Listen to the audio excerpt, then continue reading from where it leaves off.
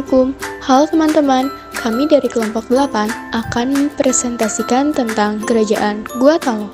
Kelompok kami terdiri dari 4 anggota, yaitu Jaratul Amelia sebagai Ketua Kelompok, Reni Rahmayani, anggota 1, Nihat Saupika, anggota 2, dan Siti Aisyah sebagai anggota 3. Baik, langsung saja kita mulai sejarah kebudayaan Islam Gua Talo, kelompok 8. Berdirinya Kerajaan Gua Talo. Kerajaan Gua Talo merupakan kerajaan bercorak Islam terbesar di Sulawesi Selatan. Kerajaan Gua Talo berdiri sekitar abad ke-16. Kerajaan Gua Talo dikenal juga dengan Kerajaan Makassar. Kerajaan Gua Talo adalah kerajaan gabungan dari Kerajaan Gua serta Kerajaan Talo yang dimiliki oleh dua bersaudara. Pada pemerintahan Raja Daeng Matandrai Karaeng Tupamarisi Kalona, kedua kerajaan ini dipersatukan. Gua dan Talo bersatu atas dasar kesepakatan, sehingga rakyatnya tidak memihak siapapun, namun memiliki dua raja yang masing-masing punya wilayah kekuasaan. Letak geografis.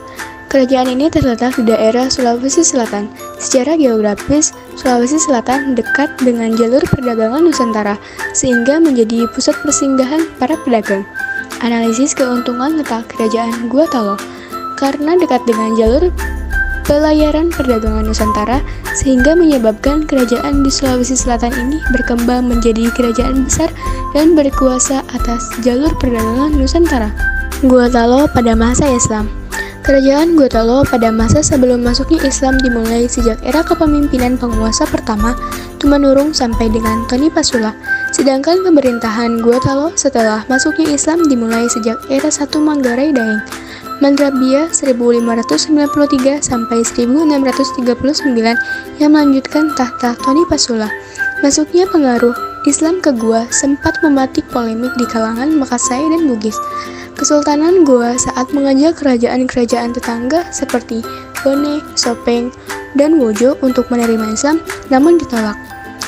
Peran Kerajaan Gua Talo dalam penyebaran Islam. Kesultanan Goa memiliki peran besar dalam penyebaran Islam di wilayah Sulawesi. Kerajaan Gua Talo berhasil menaklukkan beberapa kerajaan di Pulau Sulawesi. Salah satu tujuannya untuk melakukan Islamisasi. Bahkan Kesultanan Goa menaklukkan sejumlah kerajaan dan akhirnya memeluk Islam. Masuknya Islam pada masa Kerajaan Gua Talo. Pada akhir abad ke-16, Kerajaan Gua Talo memasuki masa Islam dan berubah menjadi kesultanan. Agama Islam mulai masuk di Sulawesi Selatan karena dakwah dari Datuk Ribandang dan Datuk Sulaiman dari Minangkabau. Penguasa Gua Talo pertama yang memeluk Islam adalah Satu Mangarangi Daeng Mandrabia 1593 sampai 1639 Masehi dengan gelar Sultan Alauddin I. 2 tahun kemudian, seluruh rakyatnya selesai diislamkan. Setelah menjadi Kesultanan Gua Talo yang bercorak Islam, rakyatnya sangat terikat pada norma adat yang didasarkan pada ajaran Islam. Raja yang pernah berkuasa. Daeng Matandrai Karaeng Tupamarisi Kalona 1. Mantri Bagau Daeng Bonto Karaeng Lakiung Tuni Palangga 1.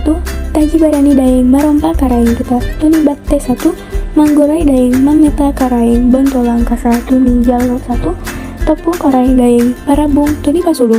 Di sini ada Sultan Alauddin I, Sultan Malikus Said, Sultan Hasanuddin, Sultan Amir Hamzah, Sultan Muhammad Ali, Sultan Abdul Jalil, Sultan Ismail, Sultan Najmuddin, Sultan Sirajuddin, Sultan Abdul Khair, Sultan Abdul Qudus, Sultan Mamuddin, Sultan Jainuddin, Sultan Abdul Hadi, Sultan Abdul Rauf, Sultan Muhammad Zainal Abidin, Sultan Abdul Qadir Aiddin, Sultan Muhammad Idris, Sultan Muhammad Hussein, Sultan Muhammad Tahir Muhibbuddin, Sultan Muhammad Abdul Qadir Aiddin, Sultan Alauddin II, dan Andi Kumala Andi Ijo.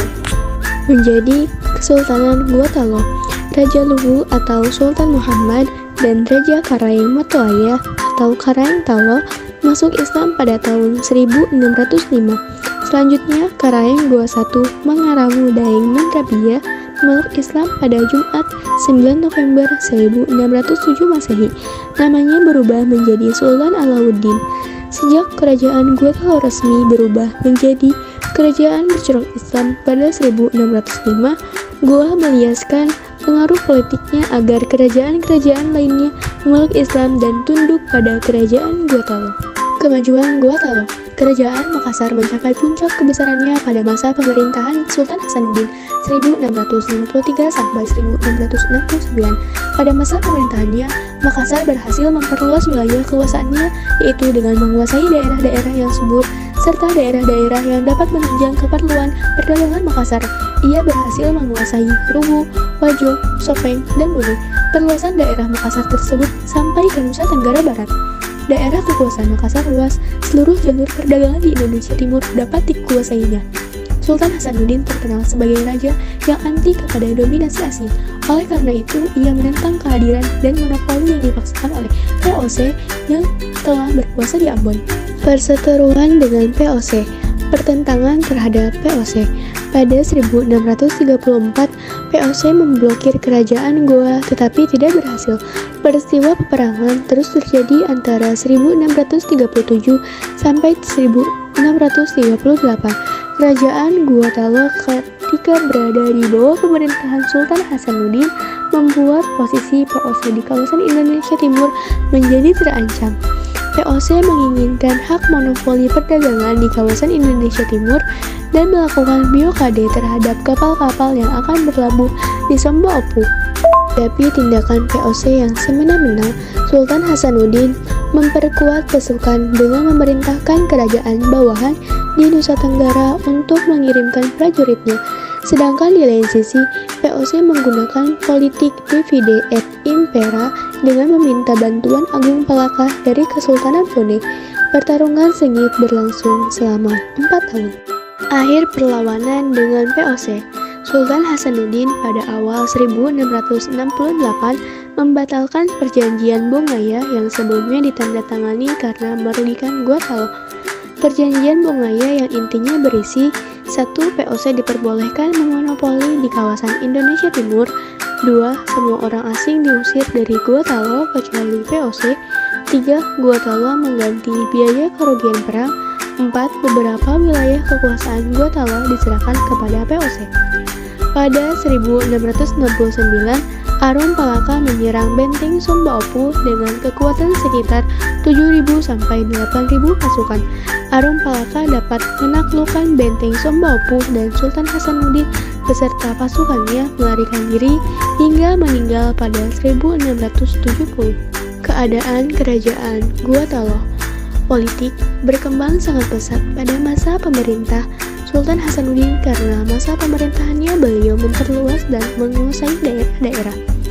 Ekonomi, kehidupan ekonomi di Makassar berkembang sangat pesat karena letaknya yang sangat strategis, memiliki pelabuhan yang banyak disinggahi pedagang asing.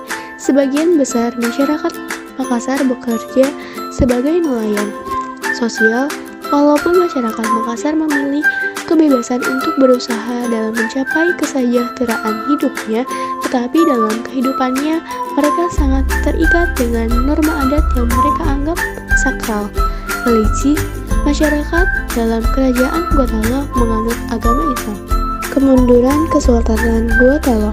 Kemunduran Kesultanan Gorontalo terjadi pada masa pemerintahan Sultan Amir Hamzah. 1.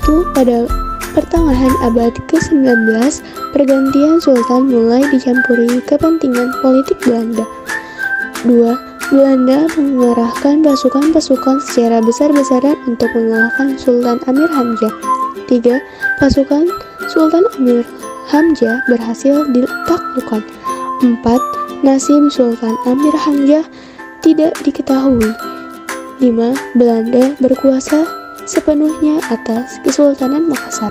Bukti peninggalan Gorontalo ada benteng Fort Rotterdam, Masjid Katangka, dan komplek pemakaman Katangka. Terima kasih. Ada pertanyaan untuk kami? Silahkan komen di kolom komentar ya. Sekian, wassalamualaikum warahmatullahi wabarakatuh.